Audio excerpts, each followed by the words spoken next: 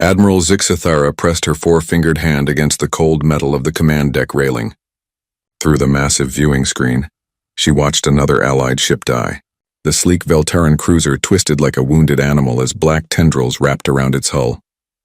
Within moments, the once proud vessel became part of the enemy swarm. "That's the 15th ship we've lost in the last hour," reported her tactical officer, his blue scales flickering with stress patterns. "The Void Swarm is adapting faster than our weapons can adjust." Zixithara's long neck swayed as she turned to face the holographic battle display. Red dots marked the positions of the enemy bioships. They moved like living things because they were living things. The Void Swarm didn't build their vessels. They grew them. And now those horrible creatures were eating their way through the combined fleet of 12 different species. The battle had been raging for 6 standard hours in the Kepler Nebula. This was supposed to be humanity's final stand against the most dangerous threat the galaxy had ever faced. Every major civilization had sent their best ships and their finest warriors. The Celestial Federation brought their energy shield technology. The Korthak Empire contributed their quantum torpedoes. The wise ethereal collective offered their mind-link coordination systems. None of it mattered.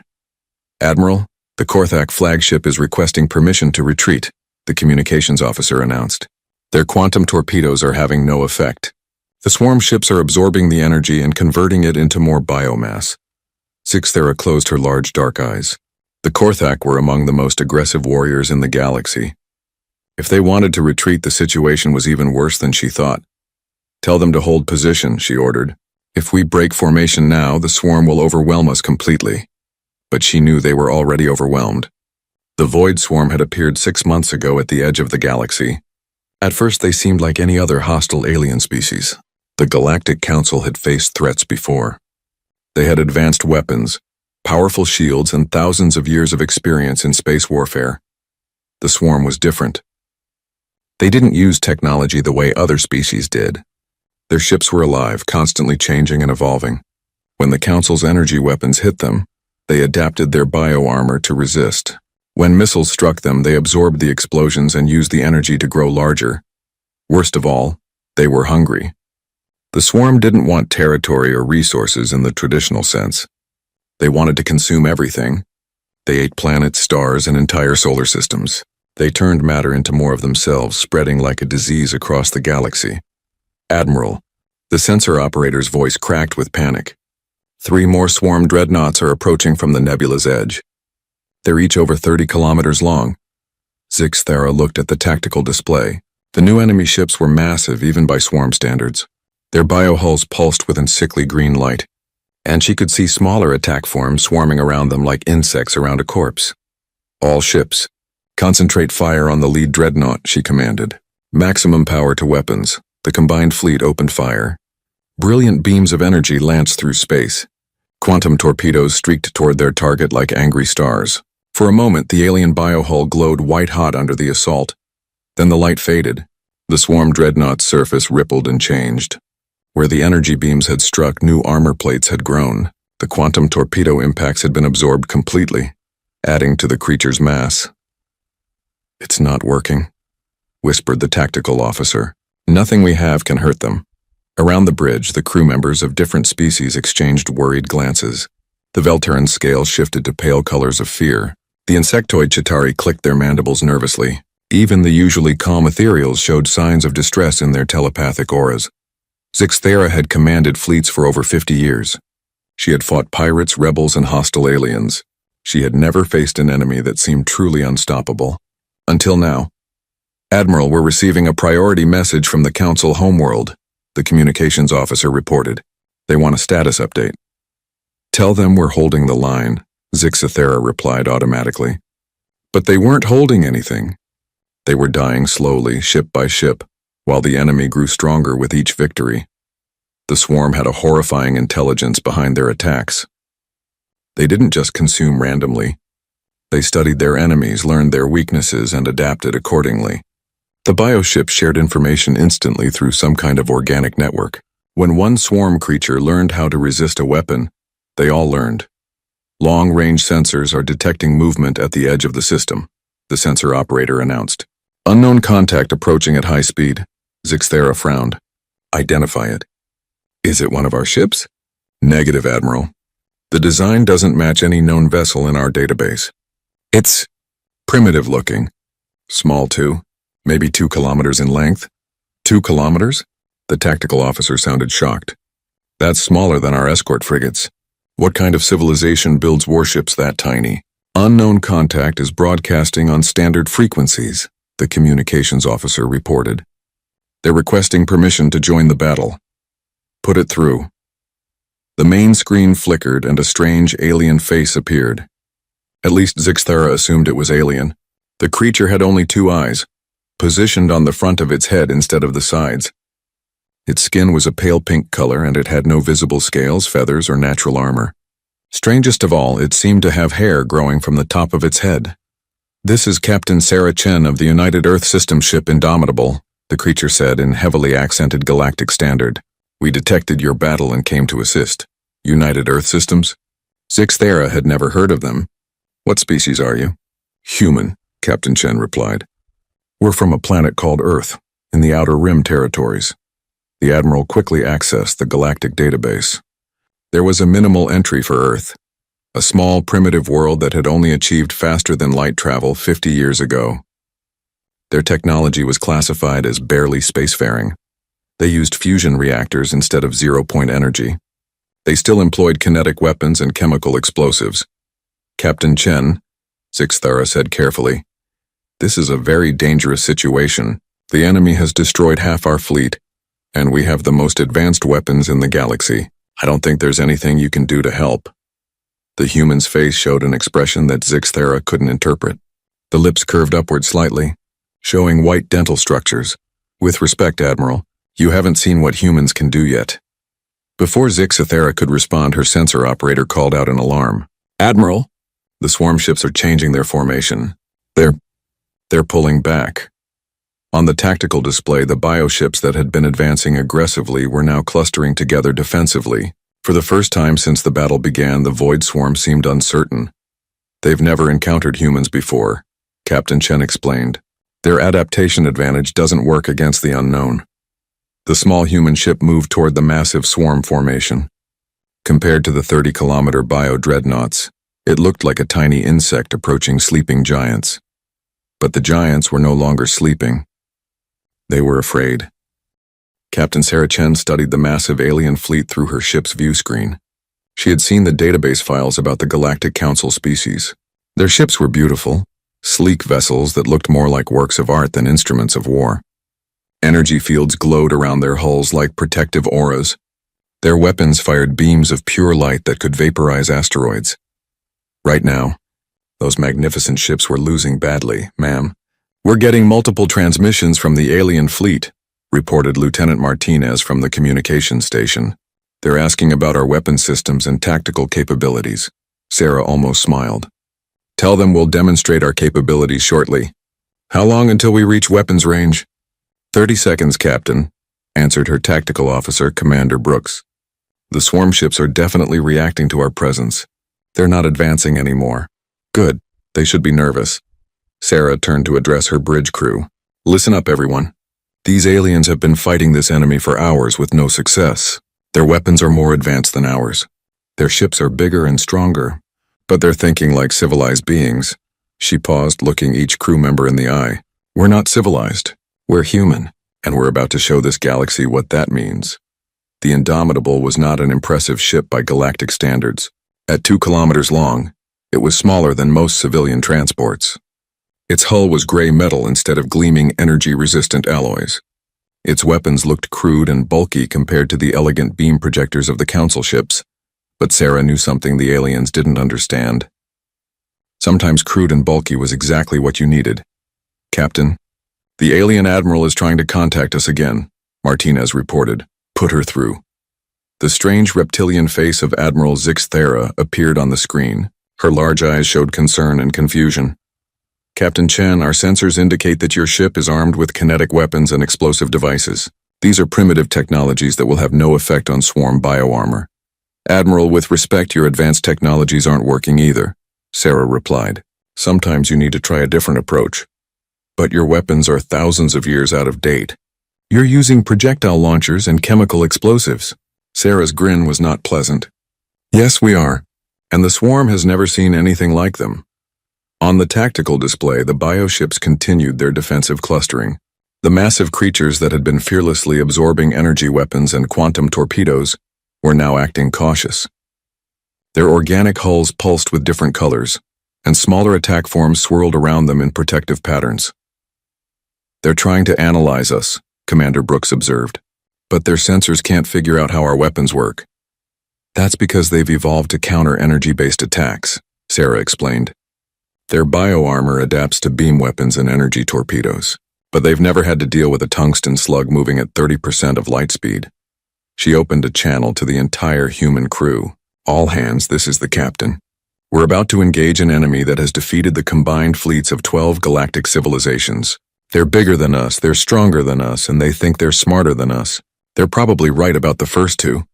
Nervous laughter echoed through the bridge, but they made one mistake. They assumed that everyone in the galaxy fights the same way. They're about to learn that humans don't fight fair, we don't fight clean, and we never know when to quit. Today we're going to teach the galaxy what human warfare looks like. The Indomitable crossed into weapons range. The swarm bioships immediately opened fire.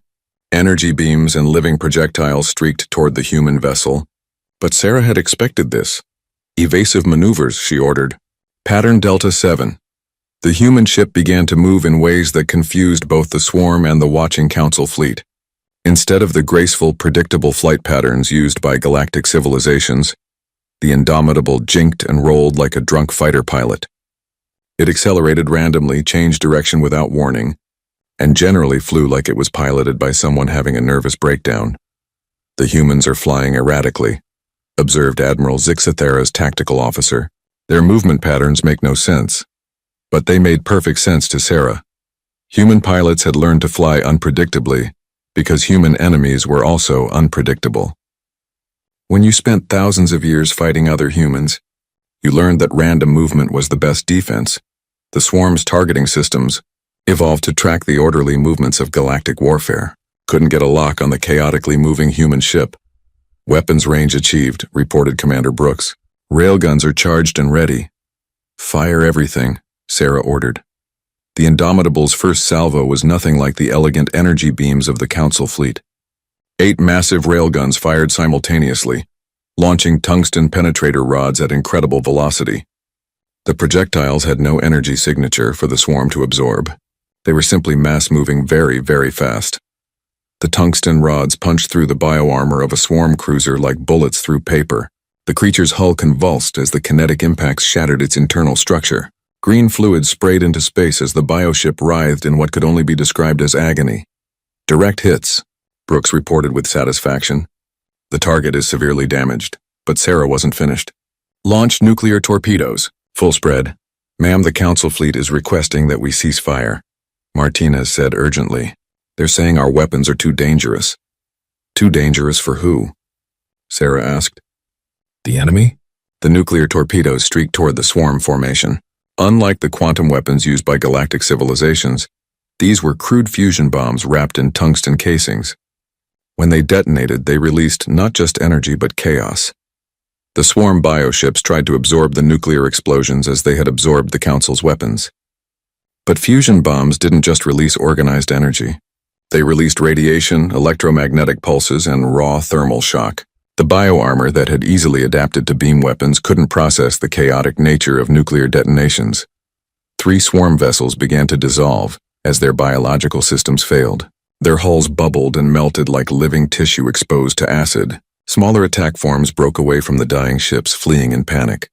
Impossible, whispered Admiral Zixathera as she watched the display. No one has been able to damage them like that. But the most devastating weapon was yet to come. Sarah activated her ship's cyber warfare suite. Deploy viral packages, she ordered. Target their bio-network. While the Council races had developed sophisticated logical computer systems, humans had weaponized information itself. The viral programs launched by the Indomitable weren't designed to infiltrate elegant alien networks.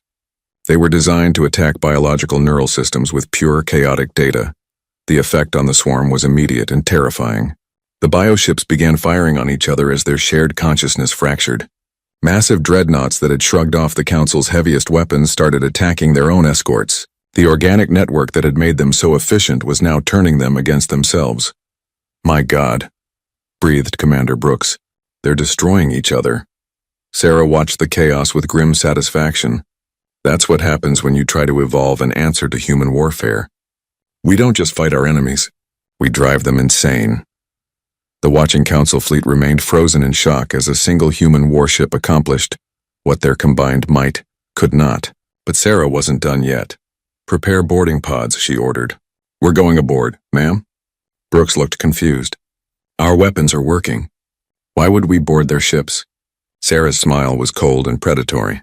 "Because sometimes you need to look your enemy in the eye when you kill them." Gunnery Sergeant Maria Rodriguez checked her rifle one more time before stepping into the boarding pod. Around her, 11 other Marines performed their own pre-combat rituals. Some muttered prayers. Others simply stared at their weapons with the quiet focus of professional killers. "Listen up, Marines," Rodriguez announced.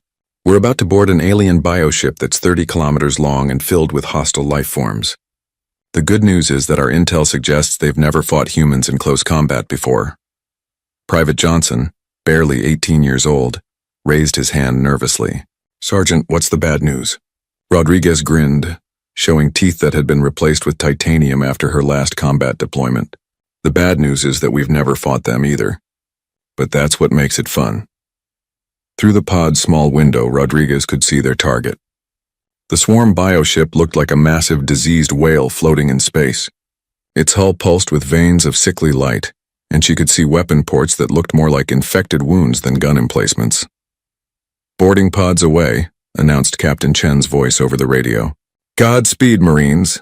The pod launched from the Indomitable with a violent kick that pressed Rodriguez against her restraints. Through the Council fleet's communication channels, she could hear the alien admirals arguing about human tactics. "This is madness," one of them was saying. "No civilized species engages in hand-to-hand combat anymore.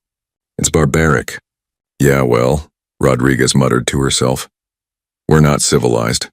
The pod smashed into the bioship's hull with bone-rattling force. Immediately, the hull began to seal around the impact point like living skin trying to heal a wound. But the Marines had expected this. "Thermite charges now," Rodriguez ordered. The Marines slapped their breach charges against the sealing bioarmor. The thermite burned at over 2,000 degrees, hot enough to melt through steel. The alien biomaterial had no defense against simple chemical fire. The hull dissolved into bubbling slag, and the Marines dropped through the hole into the ship's interior. Rodriguez landed in what looked like the inside of a giant stomach. The walls pulsed with organic rhythm, and strange fluids dripped from the ceiling. Bioluminescent patches provided sickly green light that cast twisted shadows everywhere. "Jesus Christ," whispered Corporal Kim. "This place smells like death." "Stay focused," Rodriguez ordered. "Remember, we're looking for the central nervous system nodes. Intelligence says they'll look like oversized brains connected to the ship's structure." The Marines moved through the organic corridors in tactical formation. Their boots splashed through pools of alien fluid, and the walls seemed to react to their presence. Openings that looked like sphincters dilated and contracted as they passed. "Contact front," shouted Private Martinez. A swarm warrior dropped from the ceiling like a nightmare spider. It was 3 meters tall with 6 limbs that ended in razor-sharp claws. Its head was mostly mouth, filled with rows of needle teeth. Acid dripped from its mandibles. The creature had evolved to fight energy weapons and psychic attacks. It had armor that could deflect particle beams and mental shields that blocked telepathic assault. It had never faced a 12-gauge shotgun loaded with depleted uranium. Slugs Rodriguez fired 3 times, and the alien warrior came apart like a rotten fruit. Blue ichor splattered the walls as the creature's carapace shattered under the impact of the heavy rounds. "Holy shit," breathed Johnson. "It just exploded." "That's what happens when you bring evolution to a gunfight," Rodriguez said grimly. "Keep moving." More swarm warriors appeared as they penetrated deeper into the ship. Some dropped from above, others crawled out of wall sphincters, and a few seemed to grow directly from the floor. They were all different, each one adapted for a specific type of combat. None of them had adapted for human weapons. The Marines used every tool in their arsenal. Assault rifles firing explosive rounds tore through bioarmor that had resisted particle cannons. Grenade launchers sent fragmentation charges into groups of warriors, shredding them with metal shrapnel. When the aliens tried to close to melee range, the Marines drew monomolecular combat knives and showed them why humans had spent millions of years perfecting the art of killing up close. "Sergeant, I'm reading massive neural activity ahead," reported Corporal Kim, checking her scanner. "Whatever controls this ship, it's in that direction." Rodriguez looked at her Marines. They were covered in alien blood and breathing hard, but their eyes still burned with combat fury. "You heard the lady. Let's go cut the head off this snake." They found the control center in what looked like a massive organic cathedral. The ceiling stretched up into darkness, supported by columns that looked like giant bones. In the center of the space, a brain the size of a small building pulsed with electrical activity. Thick cables connected it to every surface, carrying data and commands throughout the ship. "That's gotta be it," Rodriguez said, the central nervous system node, but they weren't alone. Dozens of swarm warriors surrounded the brain, protecting it. These were different from the ones they'd fought before. Larger, more heavily armored, with additional limbs and enhanced sensory organs. "Elite guards," observed Kim. "They've adapted specifically to protect this thing." Rodriguez smiled coldly. "Good, I was getting bored. The final battle was brutal even by human standards. The swarm elites were faster and stronger than the warriors they'd fought before. Their claws could punch through marine armor, and their acid spit could melt metal. But the Marines had something the aliens couldn't understand or counter: pure, focused hatred. They fought like demons, emptying magazine after magazine into the swarm of defenders. When their ammunition ran low, they switched to grenades. When the grenades were gone, they drew their knives. Private Johnson died first, torn apart by 3 warriors while protecting Corporal Kim's flank. Martinez went next, dissolved by acid while trying to plant explosives on the brain itself. But for every Marine that fell, they killed dozens of aliens. "Kim," Rodriguez shouted over the gunfire. "Can you reach the brain?" The corporal was pinned behind one of the bone columns, blood streaming from a gash on her forehead. "Maybe, but I need covering fire." "You got it." Rodriguez stood up from her own cover and opened fire with everything she had. Her assault rifle chattered, sending explosive rounds into the mass of alien defenders. "Go, go, go!" Kim sprinted toward the brain, carrying a satchel of thermite charges. A swarm elite intercepted her, its claws reaching for her throat. She ducked under the swipe and drove her combat knife up through the creature's head, the monomolecular blade slicing through bone and brain tissue like butter. She reached the brain and began placing charges. The massive organ pulsed faster as it somehow sensed the danger. More warriors rushed toward her, but Rodriguez and the remaining Marines poured fire into them, creating a wall of death around their comrade. "Charges set," Kim shouted. 30 seconds. Everyone out," Rodriguez ordered. "Move, move, move!" The surviving Marines ran for their lives through the organic corridors. Behind them they could hear the swarm warriors following, their claws scratching against the biometal floors. The ship itself seemed to be convulsing as if it knew what was about to happen.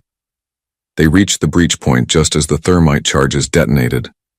The explosion tore through the ship's central nervous system, sending shockwaves through every connected system. The bioship's movements became erratic, and the Marines could hear inhuman screaming echoing through the walls. "Indomitable, this is Rodriguez," she shouted into her radio.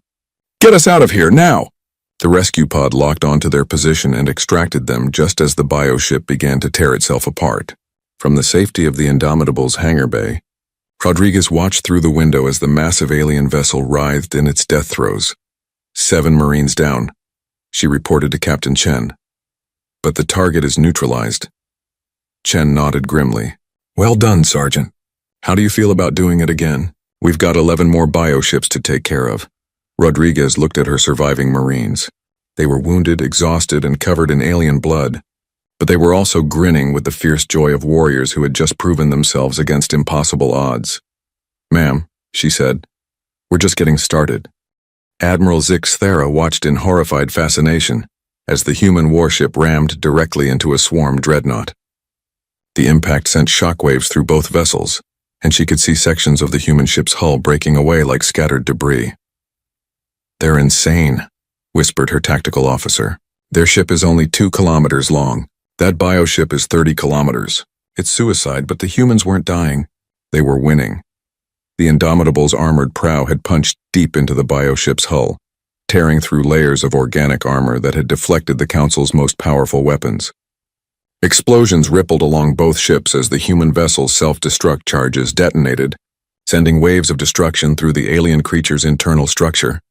"Ma'am, we're receiving a transmission from Captain Chen," reported the communications officer. "Put it through." Captain Chen appeared on the screen, and Zixathera was shocked by what she saw.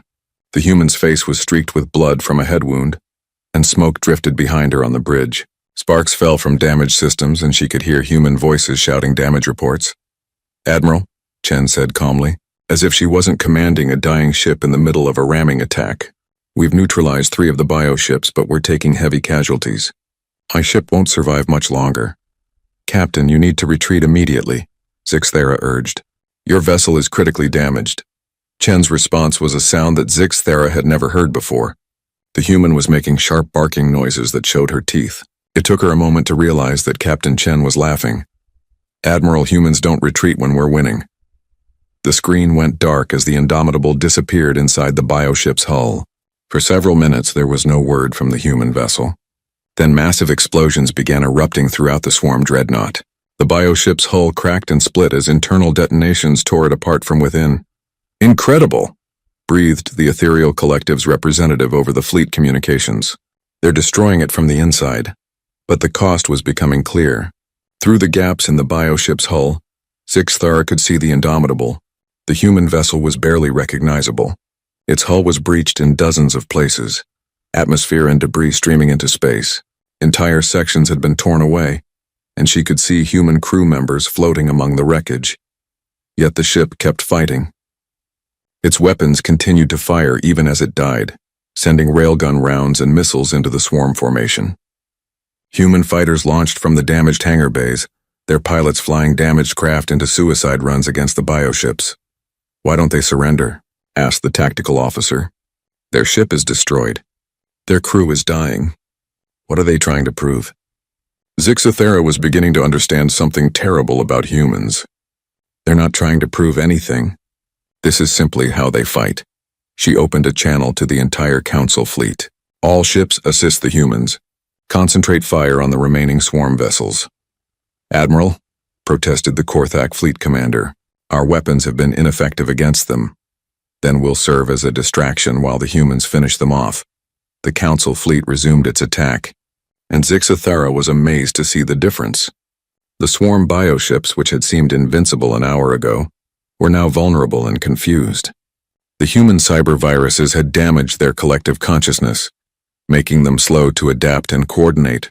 More importantly, they were afraid. Zixathera could see it in their movement patterns.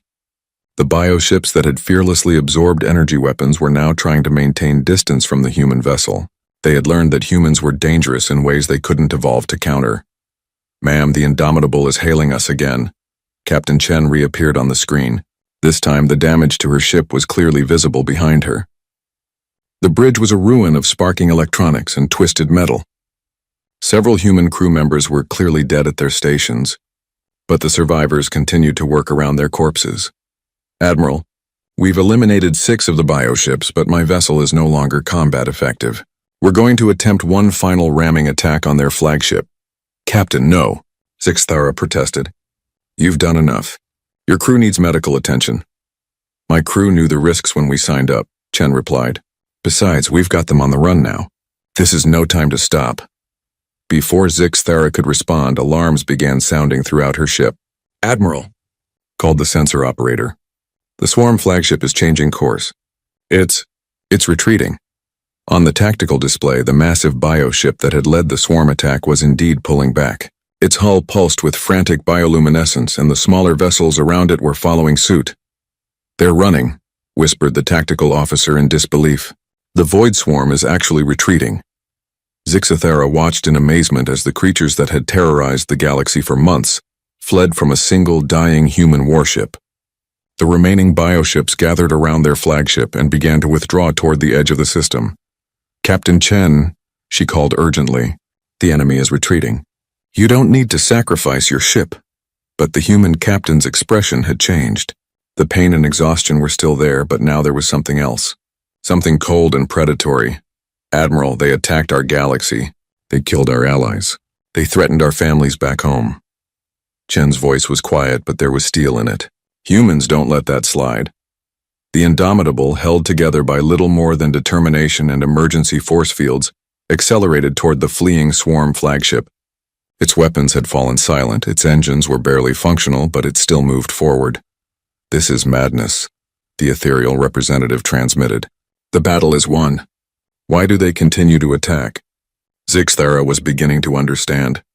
Because they're human. And humans don't just win battles. They make sure their enemies never come back.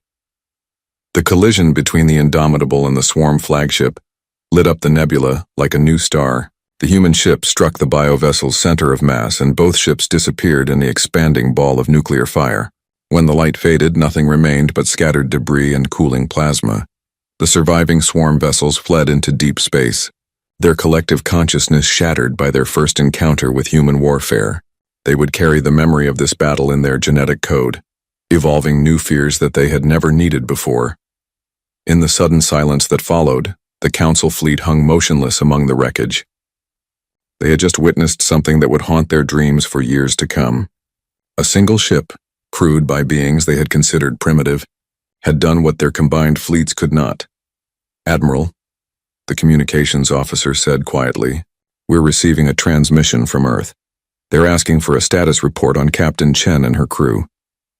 Zixthara looked at the debris field where the Indomitable had made its final stand. Somewhere in that expanding cloud of metal and plasma were the remains of 300 human beings who had just changed the course of galactic history. "Tell them," she said slowly, "that their people died as heroes. And tell them that the galaxy will never forget what we witnessed here today." But even as she spoke, Zixthara knew that the real message was much more complex. The galaxy had just learned that humans were unlike any species they had ever encountered. They were warriors who fought with a ferocity that terrified even their allies. And now they knew that Earth existed. 3 weeks after the Battle of Kepler Nebula, the Galactic Council convened its first emergency session in over 200 years. Representatives from 12 different species gathered in the crystal halls of the Celestial Federation's capital world. They came to discuss a single question that none of them had expected to face: what to do about humanity. Admiral Zixthara stood before the assembled delegates, her long neck straight with military bearing. Behind her, a holographic display showed the wreckage of the swarm fleet. Twisted biohulls drifted in space like the corpses of ancient monsters. "Fellow beings," she began, "we have witnessed something unprecedented in galactic history. A species we classified as primitive has accomplished what our combined civilizations could not. They defeated the Void Swarm." Murmurs rippled through the assembly chamber. The Korthak war chief's scales flickered with aggressive colors. "They didn't just defeat the swarm, they terrified them into retreat. I've never seen anything like it." "Nor have any of us," agreed the ethereal collective speaker, her telepathic voice echoing in every mind present. "The humans fought with a ferocity that defies our understanding of civilized warfare." High Counselor Velthorin of the Celestial Federation rose from his crystalline throne. His ancient eyes had seen the rise and fall of empires, but even he seemed shaken by recent events. "The question before us is simple," he announced. "Do we embrace humanity as equals, or do we consider them a threat to galactic stability?" The debate that followed revealed deep divisions among the Council species. The Chitauri ambassador clicked his mandibles nervously as he spoke. "Their weapons technology is primitive but effective. They use kinetic projectiles and chemical explosives. These are technologies we abandoned thousands of years ago. Perhaps we abandoned them too quickly," suggested the Aquatic Collective's representative through her water-filled speaking apparatus. "The humans have shown that simple solutions can be more effective than complex ones." But it was the Korthak war chief who raised the concern that haunted every mind in the chamber. "I've studied the battle recordings. The humans didn't just fight to win. They fought to destroy completely. They showed no mercy, took no prisoners, and accepted casualties that would break any civilized military force." Zixthara activated the holographic display, showing footage from the Indomitable's final moments. The assembled delegates watched in silence as the human ship rammed into the swarm flagship, destroying both vessels in a nuclear fireball. "They sacrificed their entire crew to ensure the enemy's defeat," she explained. "Not because they had to, but because they wanted to send a message. They wanted the swarm to know that attacking this galaxy would always be met with total retaliation. Barbaric, whispered the ethereal speaker. No civilized species engages in such destructive warfare. And yet it worked, Zixthera replied. The swarm fled to dark space and hasn't been seen since. Our intelligence suggests they're actually evolving new defensive traits specifically to counter human weapons. They're more afraid of us now than we ever were of them. High Counselor Velthorin raised his hand for silence. There is another matter we must discuss. 3 days ago, a human diplomatic vessel arrived at the edge of our space. They're requesting formal contact with the Galactic Council. This announcement sent shockwaves through the assembly. First contact with a new species was normally a carefully orchestrated process that took years of preparation. The humans were moving much faster than anyone expected. What do we know about this diplomatic vessel? Asked the Chitauri ambassador. Zixthera consulted her datapad. It's called the UES Endeavor. 2 kilometers long like their warship, but configured for peaceful contact. They're requesting permission to dock at Starbase Harmony for formal negotiations. Just one ship? The Korthak war chief sounded skeptical. They defeated the swarm with a single vessel, and now they're sending another single ship for diplomacy? Are they confident or just foolish? Both, I think, Zixthera replied. The humans seemed to approach everything with the same directness they showed in battle. The debate continued for hours. Some delegates argued for immediate integration, offering humanity membership in the Galactic Council and access to advanced technologies. Others pushed for caution, suggesting that humanity should be carefully studied before any formal contact was made. But a few voices spoke of something else entirely. The Shadowed Confederation's representative, speaking from behind a privacy screen, raised concerns that made everyone uncomfortable. We must consider the possibility that humanity represents a threat to our established order, the shadowy figure said. They have already demonstrated that our most advanced military technologies are inadequate against determined primitive warfare. What happens when they acquire our science and combine it with their aggressive nature? You're suggesting we should contain them? Asked High Counselor Velthorin. I'm suggesting we should be very careful about what we teach them. But it was too late for such concerns. Even as the Council debated, the UES Endeavor was approaching Starbase Harmony. Long-range sensors revealed that the human diplomatic vessel was indeed configured for peaceful contact. But it still carried enough weapons to level a small moon. Admiral Zixthera received permission to conduct the first formal meeting with the human diplomats. As she prepared to leave for Starbase Harmony, she reflected on how much the galaxy had changed in just 3 weeks. The Void Swarm, which had seemed like an unstoppable force of nature, was now hiding in the void between galaxies. The species that had ruled space for millennia were questioning their assumptions about warfare and technology. And somewhere in the outer rim, a small blue world called Earth was preparing to take its place among the stars. When the UES Endeavor docked at Starbase Harmony, Admiral Zixthera was waiting in the formal reception chamber. The airlock opened with a soft hiss and 3 humans emerged. The lead figure was a tall female with graying hair and eyes that had seen too much. Her clothing was simple but elegant, and she moved with the confident bearing of someone accustomed to command. Behind her walked 2 others, a younger male with the alert posture of a bodyguard, and an older female carrying what appeared to be communication equipment. Admiral Zixthera, the lead human, said in perfect galactic standard, I am Ambassador Elena Vasquez representing the United Earth Systems. Thank you for agreeing to meet with us. Zixthera was struck by how normal the humans appeared. After witnessing their ferocity in battle, she had expected something more obviously dangerous. But these beings looked almost fragile compared to the armored Korthak or the massive Chitauri. Ambassador Vasquez, she replied formally, the Galactic Council is honored to make contact with your species. We have many questions about your people and your intentions. Ambassador Vasquez smiled, an expression that Zixthera was learning to recognize as a sign of human friendliness. I imagine you do. We're here to answer those questions and to discuss humanity's place in the galactic community. As they walked toward the conference room, Zixthera couldn't help but notice that the human bodyguard kept his hand near what was clearly a concealed weapon. Even in diplomacy, humans came prepared for war. Tell me, Ambassador, she said carefully, what does humanity want from the galaxy? The human woman considered the question seriously. Peace, trade, and the chance to explore the stars alongside other intelligent species. We're not looking for conquest or domination. And yet your military capabilities suggest otherwise. Ambassador Vasquez stopped walking and looked directly at Zixthara. Her eyes held the same cold determination that Captain Chen had shown in her final transmission.